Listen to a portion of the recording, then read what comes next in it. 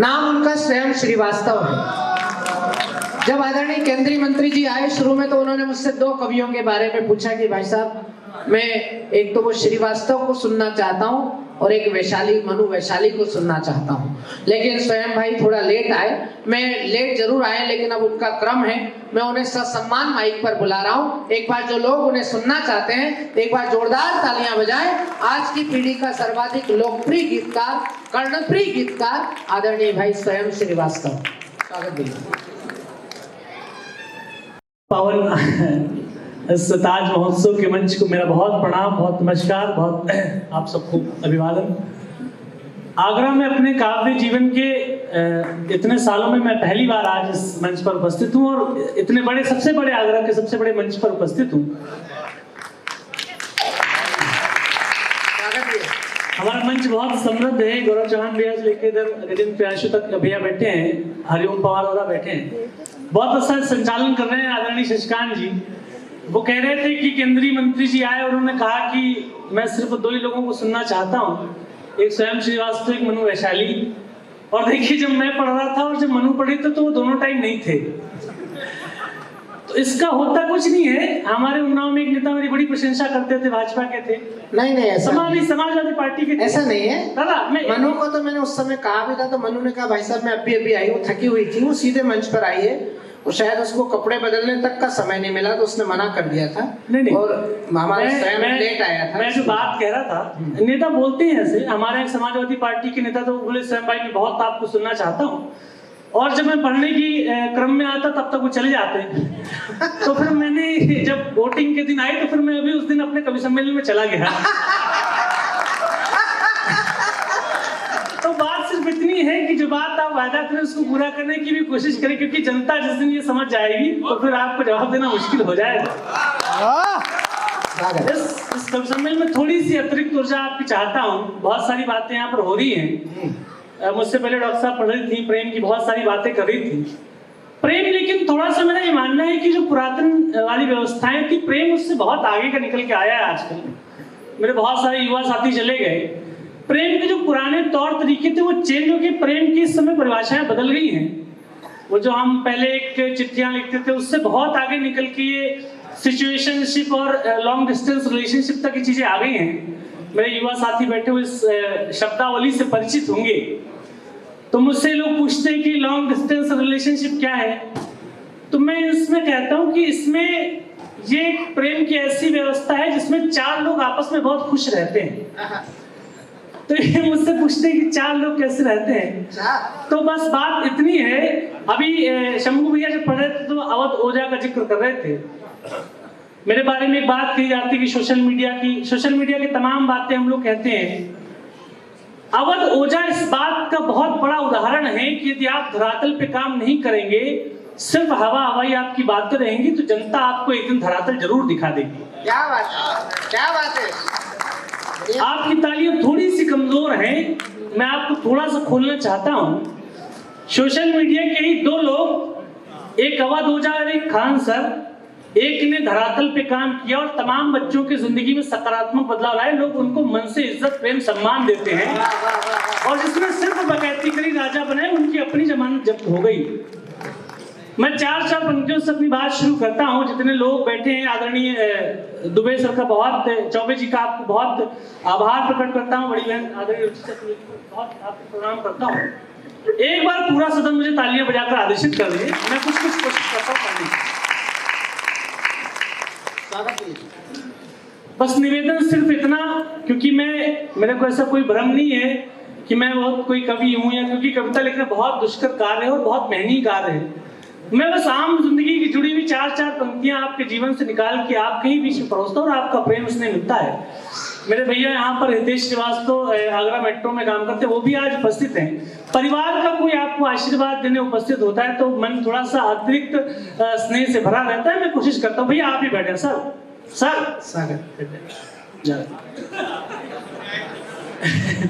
हम तो चाहते हैं कि आप बैठे, लेकिन आप यहाँ से छोड़ के जा रहे हैं, लेकिन मैं शुरू करता हूँ, सुनिएगा। पत्थर की चमक है ना नगीने की चमक है, इसका माइक थोड़ा सा अच्छा कर दो, थोड़ा सा गाने लायक और थोड़ा सा बेस बढ़ा। पत्थर की चमक है न नगीने की चमक है, चेहरे पे सीना तान के जीने की चमक है। अभी नहीं। पत्थर की चमक है न नगीने की चमक है, चेहरे पे सीना तान के जीने की चमक है। पुरखों से विरासत में हमें कुछ न मिला था, पुरखों से विरासत में तुम्हें कुछ न मिला था, जो दिख रही है खून पसीने की चमक है, जो दिख रही है खून पसीने की चमक है। आप थक गए हैं और बहुत सारी कुर्सियां खाली भी हो गई, लेकिन मैं कोशिश करता हूं आपको खोलने की। जो दिख रही है खून पसीने की चमक है। 4 पंक्ति और सुनिएगा।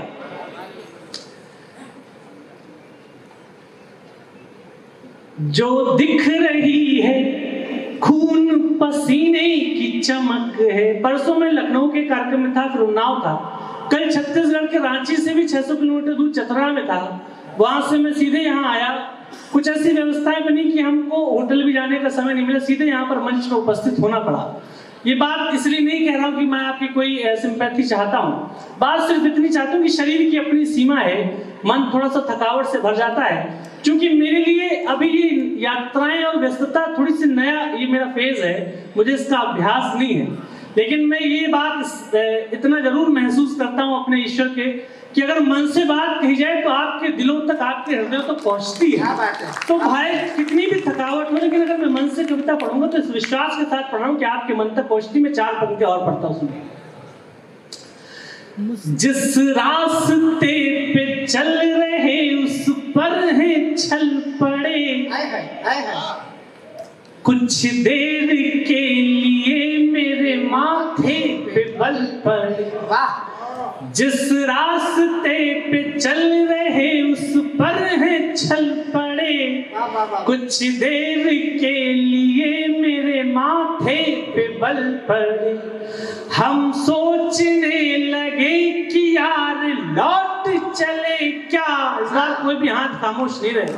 हम सोचने लगे कि यार लौट चले क्या, हम सोचने लगे कि यार लौट चले क्या, फिर सोचा यार छोड़ो चल पड़े तो चल पड़े।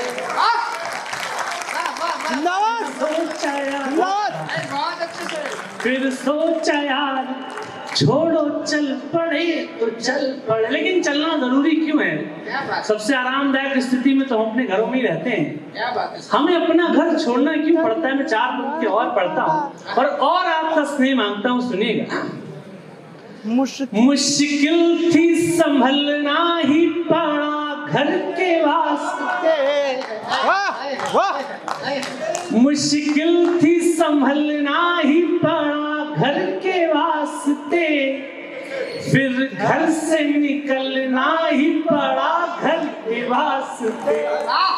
मुश्किल थी संभलना ही पड़ा घर के वास्ते, फिर घर से निकलना ही पड़ा घर के वास्ते। मजबूरियों का नाम हमने शौक रख दिया, मजबूरियों का नाम हमने शौक रख लिया, हर शौक बदलना ही पड़ा घर के वास्ते।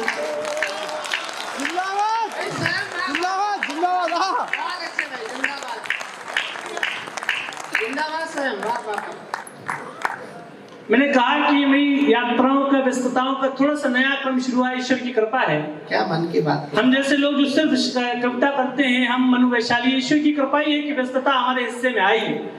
लेकिन मैंने कहा कि शरीर की भी अपनी सीमा है। पिछले 30 दिन ऐसे निकले जिसमें मैं 26 दिन यात्रा में था। तो हमारे जो बड़े लोग हैं, आदरणीय हरिओम दादा, मुझसे बहुत प्रेम स्नेह करते हैं। वो कहते हैं स्वयं अपने शरीर को इतना मत थकाओ। लेकिन यहाँ पर जो हमारे लोग बैठे हैं, जिन्होंने जिंदगी की झंझावात में जब ईश्वर थोड़ी सी कृपा करता है तो उनसे तो बात कहता हूँ, शाहिद अंजुम की मुझे पंक्तियां याद आती हैं कि अपने मंसूबों को नाकाम नहीं करना है। इस व्यस्तता के लिए अपने आप को बहुत जलाया, बहुत इंतजार किया। अपने मंसूबों को नाकाम नहीं करना है, हमको इस उम्र में आराम नहीं करना है। वाह, हमको इस उम्र में आराम नहीं करना। 4 पंक्तियां और पढ़ता हूं, सुनिएगा। दुनिया समझ रही है कि चमक गया हूं मैं, पर दिल ही जानता है कितना थक गया हूं मैं। थोड़ी आवाज बढ़ाइएगा।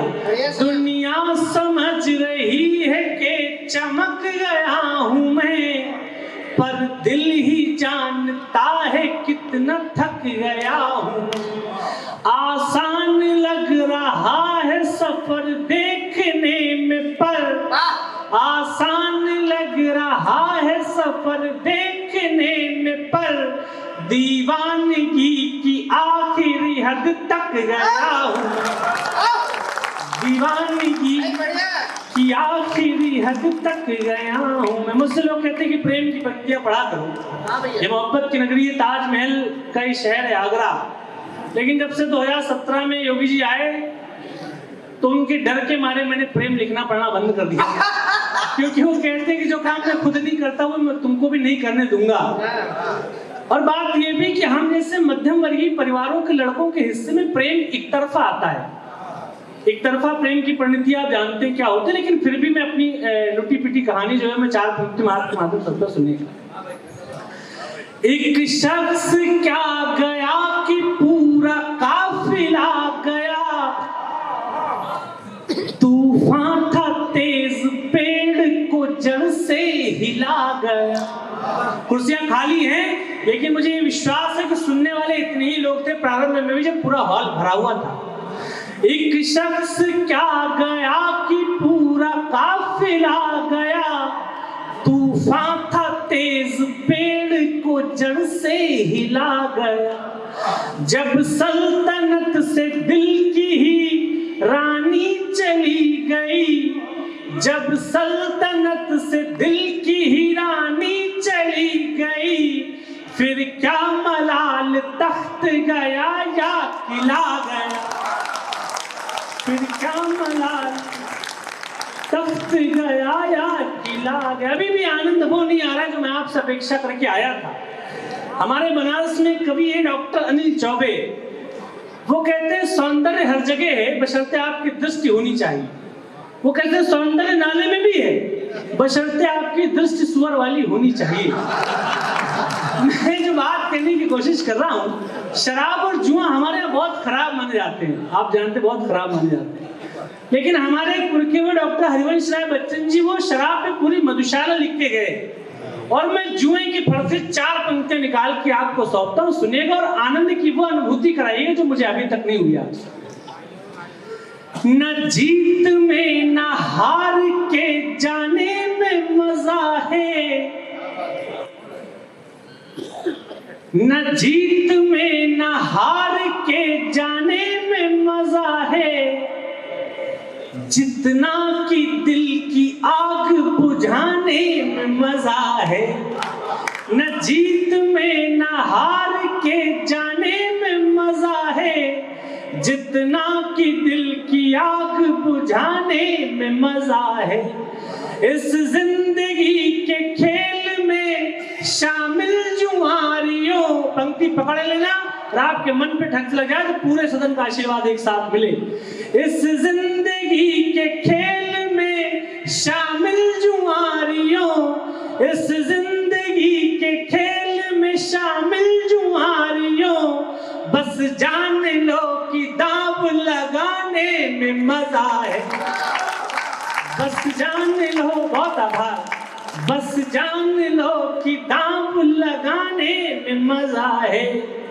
एसपी सिंह बघेल सर आए थे, केंद्रीय राज्य मंत्री हैं, लेकिन मैं ये समझता हूँ और ये मान के चलता हूँ कि यहाँ पर जो लोग बैठे हैं वो भी किसी बहुत बड़े पद पर हो सकते थे, लेकिन उन्होंने अपनी जिंदगी के उस दौर में एक दांव मन से नहीं खेला क्योंकि ये बड़े लोग कुछ भी अतिरिक्त नहीं होते, सिर्फ अपनी किस्मत पे और अपने आप पे दांव लगाते हैं। उसका परिणाम ये होता है कि बड़े पदों को सुशोभित करते हैं। मैं 4 पंक्तियां और पढ़ता हूं। स्वागत भैया। मुझको न रोकिए, न ये नजराने दीजिए। मुझसे लोग पूछते हैं कि कवि सम्मेलन के अतिरिक्त और क्या करते हो, तो मैं उनसे कहता हूं कि मैं कुछ भी नहीं करता, क्योंकि मेरा इस बात पे विश्वास बहुत बड़ा है कि ईश्वर कोई प्रतिभा, कोई क्षमता, कोई टैलेंट दे तो उस पे दांव लगाना चाहिए, क्योंकि ईश्वर की दी हुई प्रतिभा का यदि हम अनादर करते हैं तो ईश्वर कई जन्मों के लिए हमको उससे वंचित कर देता है। आदरणीय माए, मैं आपको बहुत स्वागत करता हूं। एक बार आपके स्वागत में पूरा सदन तालियां बजाते, मैं पंक्ति पढ़ता हूं। आदरणीय डीसीपी साहब श्री सूरज राय जी, डॉक्टर रेणुका डग जी और श्री प्रदीप भाटी जी हमारे बीच पधार गए। एक बार जरा तालियां बजाकर पूरी समिति की तरफ से उनका स्वागत कर दीजिए। और मैं तीनों अतिथियों के संज्ञान में लाना चाहता हूं कि माइक पर जो कवि है, इनका नाम श्री स्वयं श्रीवास्तव है, जो उन्नाव से हमारे बीच आए हैं। बहुत युवा लोकप्रिय गीतकार हैं। अगर अभी तक आपके मन तक पहुंचे हो तो एक बार जरा मन भर के तालियां बजाइए।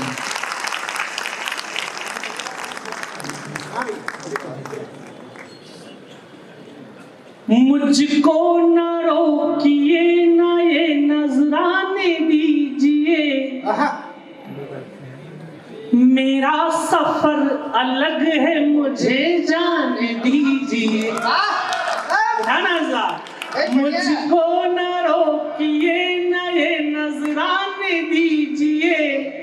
मेरा सफर अलग है, मुझे जाने दीजिए। ज्यादा से ज्यादा हो गए कि हार जाएंगे, ज्यादा से ज्यादा हो गए कि हार जाएंगे।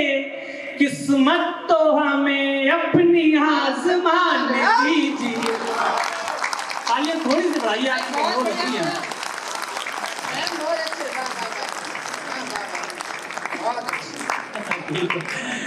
किस्मत तो हमें अपनी आजमाने दीजिए।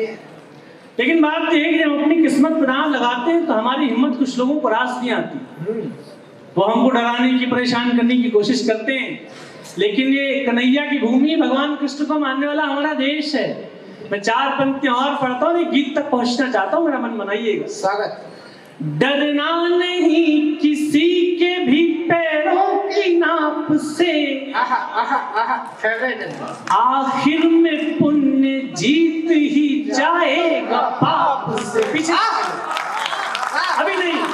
डरना नहीं किसी, एक साथ आना अगली पंक्ति। डरना नहीं किसी के भी पैरों की नाप से, आखिर में पुण्य जीत ही जाएगा पाप से। गीता में कृष्ण ने कहा अर्जुन से बस यही, गीता में कृष्ण ने कहा अर्जुन से बस यही। पहली लड़ाई जीतनी है अपने आप से। बहुत आवाज।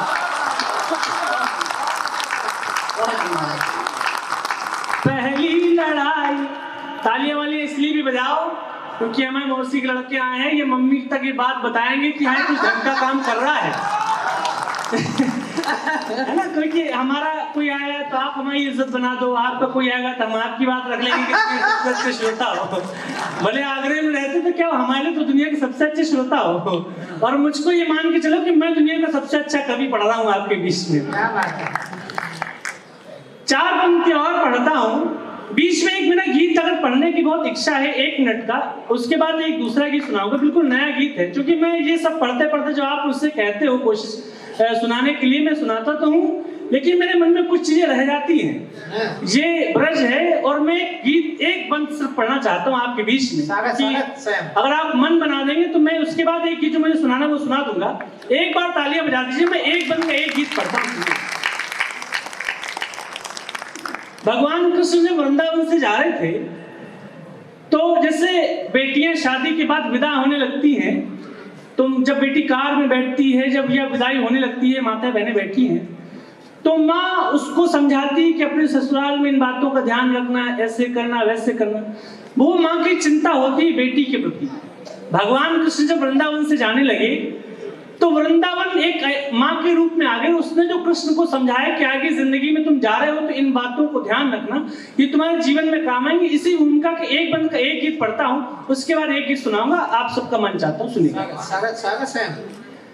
चले कृष्ण जब वृंदावन ने कहाई, चले कृष्ण जब वृंदावन ने कहाई कि जाओ मगर कुछ वचन याद रखना। चले कृष्ण जब वृंदावन ने कहाई कि जाओ मगर कुछ वचन याद रखना। अधर बांसुरी की छुअन याद रखना। अधर, अगली पंक्ति पे खोलना, अधर बांसुरी की छुअन याद रखना। ये भीतर का मासूम मन याद रखना। चले कृष्ण जब वृंदावन ने कहाई। जैसे आपने मनु को सुना, जैसे गीत इस मंच पर सुने गए हैं, वही हिम्मत मुझे दे रहा है कि मैं आपको गीत सुना सकता हूँ। सुनेगा। चले कृष्ण जब वृंदावन ने कहाई कि जाओ मगर कुछ वचन याद रखना। अधर बांसुरी की छुअन याद रखना। ये भीतर का मासूम मन याद रखना। चले कृष्ण जब वृंदावन ने कहाई। क्या कहा, बंद सुनेगा। यहाँ मन के राजा हो राजा दिलों के, यहाँ मन के राजा हो राजा दिलों के, वहाँ राह में राजधानी पड़े। यहाँ मन के राजा हो राजा दिलों के, वहाँ राह में राजधानी पड़े। यहाँ गीत गाते हो मन के वहाँ पर, अगली पंक्ति में सबका स्नेह मिले। यहाँ गीत गाते हो मन के वहाँ पर, तुम्हें रोज गीता सुनानी पड़ेगी। तुम्हें रोज गीता सुनानी पड़ेगी। और सफल प्रेम को दो पंक्तियां सौंपता हूं, सुनेगा। तुम्हें रोज गीता सुनानी पड़ेगी।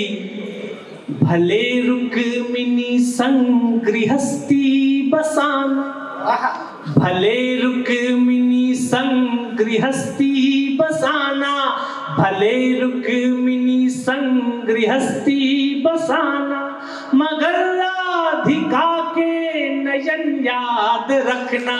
चले कृष्ण जब वृंदावन ने कहाई कि जाओ मगर कुछ वचन याद रखना। एक सलाह और वृंदावन ने दी, सुनेगा। स्वागत। ये मुस्कान के पीछे आंसू छिपाना, ये मुस्कान के पीछे आंसू छिपाना, भले दुनिया बोले कि बहुरूपिया। ये मुस्कान के पीछे आंसू छिपाना, भले दुनिया बोले कि बहुरूपिया है। ये पाँव के कांटे न देखेगा कोई, ये पाँव के कांटे न देखेगा कोई, कि नीला गला है जहर पी लिया है। तराजू पे हो पाप का पलड़ा भारी। आपकी इस पंक्ति पे तालियां तय करेंगी कि अगला गीत मुझे सुनाना है कि अपनी जगह ले लेनी है। तराजू पे हो पाप का पलड़ा भारी, तराजू पे हो पाप का पलड़ा भारी, मगर धर्म का संतुलन याद रखना। चले कृष्ण जब वृंदावन ने कहा कि जाओ मगर कुछ वचन याद रखना। एक गीत कुछ लोगों ने कहा भी है और मैं सोच के भी आया था, अगर अतिरिक्त समय नहीं ले रहा और आपका मन है तो मैं 2-2.5 मिनट आपको और चाहता हूँ। एक बार अगर मन है तो एक बार ताली बजा के मुझे बता दें।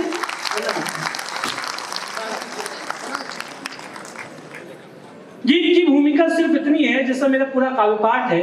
दादा बैठ जाए आप उठते हैं तो लगता है कि जैसे मेरे गीत पे चल के जा रहे हैं। बात सिर्फ इतनी है, मेरा अपना काव्य पाठ जिसके लिए मुझे प्रेम करते हैं लोग, बहुत स्नेह देते हैं मुझे। कभी ये लगता है कि मैं स्नेह का पात्र भी हूं कि नहीं हूं, लेकिन आगरा वालों आपसे मन की बात कह रहा हूं कि मैं सफलताओं का गायक नहीं हूं। आप सफल हो जाते हैं, आप पुलिस के बड़े पद पे पहुंच जाएं, आपका सिलेक्शन हो जाए, आप विधायक हो जाएं, तो एक पूरा कारवां आपके साथ जुट जाता है। मैं कल जब चतरा जा रहा था, रांची एयरपोर्ट पे उतरा, तो प्रदेश भाजपा के कोई नए प्रदेश अध्यक्ष उस दिन आ रहे थे, तो मैंने देखा कि 300 गाड़ियों का काफिला लेने के लिए उनको इंतजार कर रहा था। ऐसा होता है। आपने देखा कि दिल्ली में जो मुख्यमंत्री बनी वो 2 बार की हारी हुई मुख्यमंत्री हैं। आज से पहले मैंने नहीं देखे कि उनके साथ कितने लोग फोटो लगा के बता रहे थे कि मेरी बड़ी बहन मुख्यमंत्री हो गई, क्योंकि हारने वालों का कोई रिश्तेदार नहीं होता और जीत जाओ तो रिश्तेदार रेडीमेड तैयार मिलते हैं कि हाँ ये जीत जाएंगे और ये फिर मेरी दीदी और भैया ये बड़े भाई हो जाएंगे। बात में जो कहने की कोशिश कर रहा हूं, अब आपका अतिरिक्त मन चाहता हूं, जब हम सफलता प्राप्त करने के पहले जब संघर्ष कर रहे होते हैं तो बहुत कम लोग होते जो आपके साथ में होते हैं। मैं उसी असफलता से सफलता तक की यात्रा के बीच का जो संघर्ष है, उसी संघर्ष पे कविता बना के आपके बीच में रखना चाहता हूं। एक बार पूरा सदन मुझे तालियां बजाकर आदेशित करें, मैं गीत प्रारंभ करता हूं। सर गीत आप लोगों को समर्पित करता हूं, आप बड़े मेहनती लोग उपस्थित हैं, मैं गीत प्रारंभ करता हूं।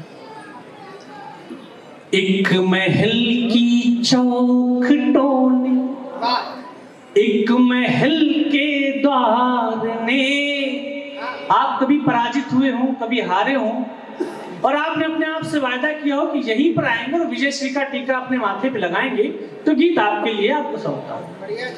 एक महल की चौखटों ने, एक महल के द्वार ने हमको अपमानित किया था, एक भरे दरबार ने हमको अपमानित किया था, एक भरे दरबार ने प्यार को ठुकरा दिया था निर्दयी बाजार में। एक महल की चौखटों में, इतने में मेरा गीत चल जाएगा। एक महल की चौखटों ने, एक मंत्री हुए हमारे चाणक्य, चाणक्य का अपमान किया मगध के दरबार में। चाणक्य ने शिखा खोल की प्रतिज्ञा ली, किसी चरवाहे की लड़कियों को पकड़ के लाऊंगा और राजा बना दूंगा।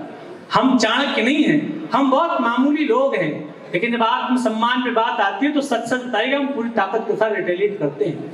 गीत का बंद पढ़ता हूं, सुनेगा। एक महल की चौखटों ने, एक महल के द्वार ने हमको अपमानित किया था, एक भरे दरबार ने प्यार को ठुकरा दिया था निर्दयी बाजार ने। एक महल की चौखटों, बंद पढ़ता हूं, सुनेगा। हम नहीं चाणक्य लेकिन हाँ शिखा तब खोल ली थी। हम नहीं चाणक्य लेकिन हाँ शिखा तब खोल ली थी, खुद को भीतर से टटोला और ताकत तोल ली थी। हम नहीं चाणक्य लेकिन हाँ शिखा तब खोल ली थी, खुद को भीतर से टटोला और ताकत तोल ली थी। लोग जो दीवार से हैं ये ही दरवाजा बनेंगे। अच्छा। आपके खराब समय में आपको दुदकाने वाले लोग समय बदलने में सबसे पहले सम्मान की दुशारा लेकर प्रस्तुत होते हैं। लोग जो दीवार से हैं ये ही दरवाजा बनेंगे, और अगली पंक्ति आपके कलेजे पे ठक से लग रहा है तो पूरे सदन की एक साथ तालियां चाहता हूं। लोग जो दीवार से हैं ये ही दरवाजा बनेंगे, लोग जो दीवार से हैं ये ही दरवाजा बनेंगे, हम इसी दरबार में लौटेंगे, हम राजा बनेंगे। तालियां कमजोर है आपकी। बहुत अच्छे स्वयं बहुत बढ़िया, बहुत अच्छे, वाह। लोग जो दीवार से हैं ये ही दरवाजा बनेंगे, हम इसी दरबार में लौटेंगे, हम राजा। अरे कोई अहंकार नहीं है, ये ईश्वर का और आपके प्रति कृतज्ञता बोध है। अगली दो पंक्तियां सुनेगा। क्या बात है। हमको तो केवल बनाया, मुझको तो केवल, आप सबको शरीक करता हूं, मुझको तो केवल बनाया, हमको तो केवल बनाया, आप सबके प्यार ने हमको अपमानित किया था, एक भरे दरबार में, एक महल की चौक पर।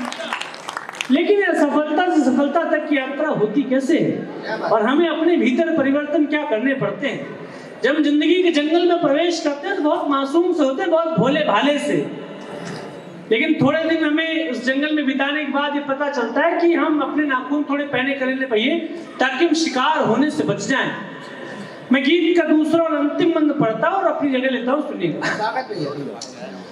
अनसुनी आवाज का बदला जरा अंदाज हमने। वाह वाह। अगर कोई बहुत अच्छी कविता इधर भी चली तो मैं भी सुनने लगूं, अगर आप कहो, आपका मन बढ़ जाता है। भैया सर शुक्रिया। पुलिस के लोग इतनी बात सुने तो बहुत भाग्य मनाओ, नहीं तो पुलिस इतना कहाँ सुनती है आपकी बात, जो आप कहो और वो अपना काम रोक ले। लेकिन मैं जानता हूँ आप व्यवस्था से जुड़े हुए लोग हैं और आपके पास शहर के प्रशासन की पूरी व्यवस्था है। आप उस समय में भी निकाल के हम कवियों को सुनने में पूरे इस मंच की तरफ से आपको बहुत सम्मान और बहुत कृतज्ञता बोध आपको ज्ञापित करता हूँ। एक बार तालियां बजाते हैं, मैं गीत प्रारंभ करते सुनिए। अनसुनी आवाज का बदला जरा अंदाज हमने। इस पंक्ति को ऐसे भी सुन सकते हैं जैसे पुलिस मित्रता सप्ताह मनाने के बाद फिर लाठीचार्ज करने लगे। अनसुनी आवाज का बदला जरा अंदाज हमने, अपने भीतर के कबूतर को बनाया बाज हमने। अनसुनी आवाज का बदला जरा अंदाज हमने, अपने भीतर के कबूतर को बनाया बाज हमने। ताज क्या है कृष्ण के सिर, पंख ही स्वीकार होगा। और अगली पंक्ति में फिर आपका एक सांस नहीं मिले।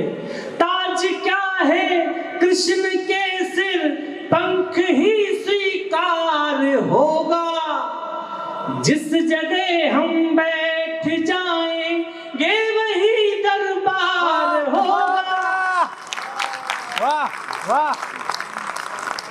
जीतना हमको सिखाया, जो अपने 30-32 साल के जीवन में सीखा, वो दो पंक्ति में आपको सौंप के जाना चाहता हूं। जीतना हमको सिखाया, जीतना हमको सिखाया, मिल रही हर हार ने हमको अपमानित किया था, एक भरे दरबार में, एक महल। बहुत बहुत आभार, बहुत बहुत धन्यवाद।